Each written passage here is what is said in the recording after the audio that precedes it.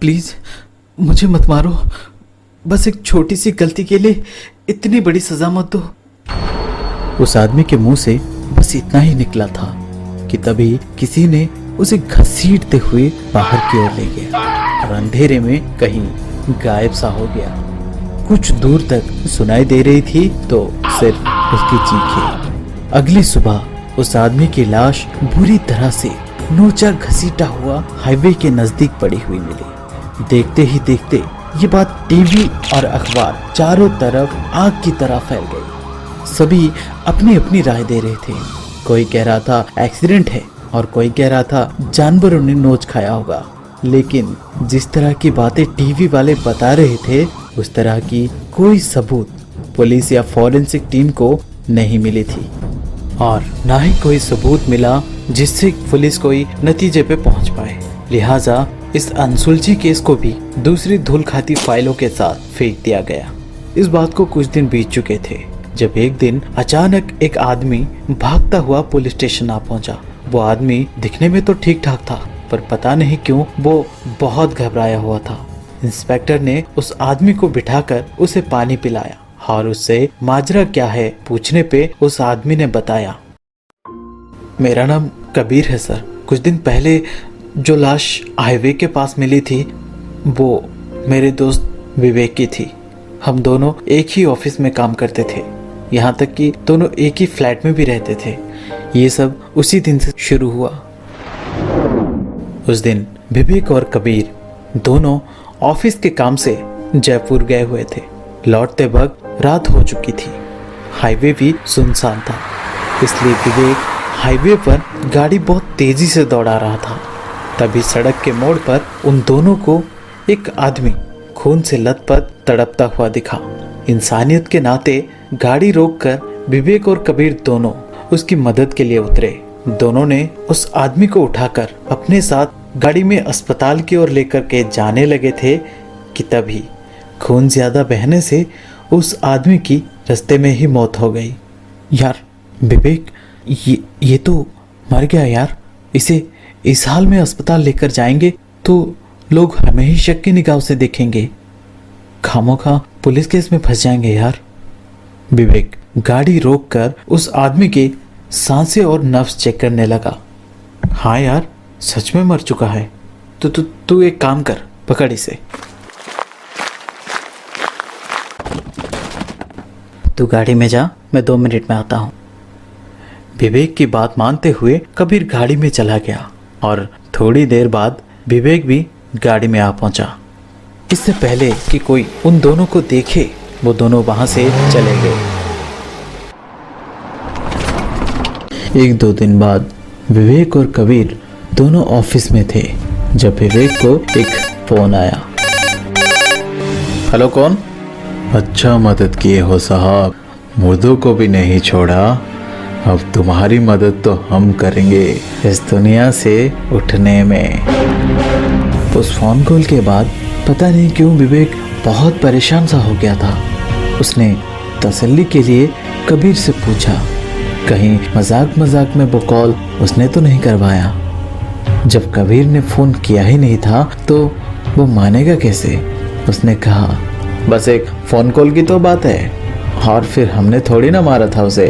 हम तो उसकी मदद कर रहे थे। वो मर गया तो हमारी क्या गलती है? विवेक अपने आप को समझा लेता है ये सोचकर कि बस एक फोन कॉल ही तो है। ऑफिस से वापस आते वक्त विवेक और कबीर दोनों रोज की तरह रात का खाना बाहर खाकर फ्लैट में पहुंचे। दोनों लेटे लेटे आपस में बात कर रहे थे जब दोनों को नींद आ गई। जब दोनों पूरी तरह से नींद के आगोश में थे तब अचानक कुत्तों के भौंकने की आवाज से विवेक की आंख खुल गई। विवेक पलंग से उतरकर आंखों को मलते हुए खिड़की पर से झांका तो उसने देखा घर के सामने कुछ कुत्ते भौंकते ही जा रहे थे। उसने गुस्से में अपना जूता उठाकर उन कुत्तों पर फेंका उन्हें भगाने के लिए, लेकिन कुत्ते वहां से थोड़ी दूर आगे जाके फिर से उसी ओर देखकर भौंकने लगे। इस बार विवेक को थोड़ा शक सा हुआ तो उसने देखने के लिए दरवाजा खोला। पर अजीब बात थी, वहां उन कुत्तों के अलावा कोई और दिखाई नहीं दे रहा था। विवेक चारों तरफ एक नजर घुमा लेता है, कहीं कोई नहीं दिखा तो वो दरवाजा बंद करके सोने चला गया। थोड़ी ही देर में उसे फिर से एक आवाज सुनाई दी। विवेक दौड़ता हुआ उस ओर गया तो उसने देखा खिड़की का शीशा टूटा हुआ था और टूटी हुई कांच के टुकड़ों के साथ साथ वही जूता घर के अंदर पड़ा था जो विवेक ने उन कुत्तों पर फेंकी थी। एक तो विवेक बहुत थका हुआ था, उस पर ये सब परेशानियां। विवेक चिढ़ सा गया था इन सब चीजों से। उसने जोर जोर से चिल्लाते हुए कहा, कौन है बे? साले हिम्मत है तो सामने आके दिखा। इतना कहते ही विवेक को कोई उस पेड़ के पीछे से निकलकर दरवाजे तक आता हुआ दिखा। उसे देखकर गुस्साए विवेक हाथ में एक डंडा लिए दरवाजे तक गया और उसने जैसे ही दरवाजा खोला, एक हवा का ठंडी सी झोंके की तरह कुछ उसके शरीर के बिल्कुल आर पार चला गया और उसके साथ ही विवेक को अपने सीने में इतनी ज्यादा दर्द महसूस हुई जैसे किसी ने उसके सीने में चाकू घोंप दिया हो। विवेक अपनी छाती पकड़े इतनी जोर से चीखा कि उसकी चीख सुनकर कबीर दौड़ता हुआ आया। क्यों बे, सपना देख रहा है क्या? इतना कहते ही विवेक ने अपनी आंखें खोलकर देखा तो वो अपने कमरे में ही था।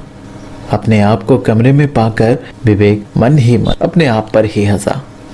उसके अगले दिन सुबह जब विवेक उठा तो कबीर जल्दी जल्दी से तैयार हो रहा था कहीं जाने के लिए। विवेक ने पूछा तो उसने कहा, वो यार पापा की तबीयत अचानक खराब हो गई है, मैं गांव जा रहा हूँ, 2 दिनों में वापस आ जाऊंगा। ये बोलकर कबीर वहां से चला गया।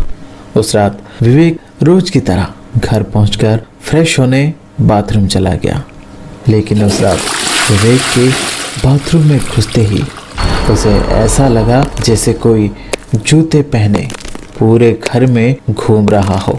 एक तो विवेक घर पर अकेला था और फिर कबीर भी गांव गया हुआ था, तो फिर घर में कौन घुस सकता है।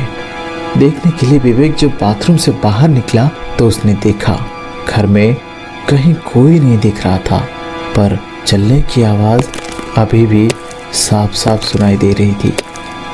आवाज कहाँ से आ रही थी जानने के लिए विवेक ध्यान से उस आवाज को सुनने लगा तो फिर से और एक आवाज विवेक के कानों को छूता हुआ निकल गया, विवेक तूने ठीक नहीं किया।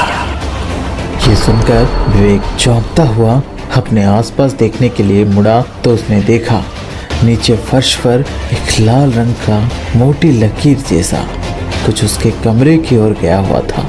हाथ लगा के देखा तो पता चला वो खून था। विवेक उस निशान को फॉलो करता हुआ उसके कमरे तक गया तो उसने देखा पलंग पर जो गद्दा पड़ा था वो सरका हुआ था। विवेक दौड़कर उस पलंग के पास गया और पागलों की तरह कुछ ढूंढते हुए, ये नहीं हो सकता, वो मेरा है। तभी किसी ने पीछे से कहा, चुराई हुई चीज कभी अपना नहीं होता। इतना सुनते ही विवेक कुछ बोले या कुछ करे इससे पहले किसी ने विवेक को पैरों से पकड़कर खींचता हुआ तेजी से ले गया। विवेक अपने आप को बचाने की कोशिश में अपना हाथ पैर मारने लगा तो शायद वो उसके हाथ से छूट गया। डरा सहमा हुआ विवेक इधर उधर देख रहा था जैसे उसे कुछ भी समझ नहीं आ रहा था और तभी हॉल में लगा टीवी अपने आप ही चल पड़ा। कबीर तू जा, मैं 2 मिनट में आता हूँ। अब विवेक को यह एहसास तो हो चुका था कि इसके पीछे किसका हाथ है, पर वो कर भी क्या सकता था। इतने में पीछे से एक आवाज़ विवेक को सुनाई दी, तुझे जीने का कोई हक नहीं है विवेक। ये सुनते ही विवेक फौरन पीछे मुड़ा तो उसके सामने वही आदमी खड़ा था जिसे उस दिन कबीर और विवेक रास्ते में ही छोड़कर आए थे। विवेक उसके सामने गिड़गिड़ा रहा था पर उसने उसकी एक नहीं सुनी। उसने विवेक को घसीटते हुए अपने साथ ले गया। दरअसल उस रात जो आदमी उन दोनों को मिला था वो हीरों का कारोबार करता था। उस रात कुछ गुंडों ने उसे लूटने के लिए उस पर हमला किए थे और ऐन मौके पर विवेक और कबीर उसी रास्ते से गुजर रहे थे तो वो गुंडे उस आदमी को वहीं पर छोड़कर भाग गए, जहां वो आदमी इन दोनों को बुरी तरह से जख्मी मिला।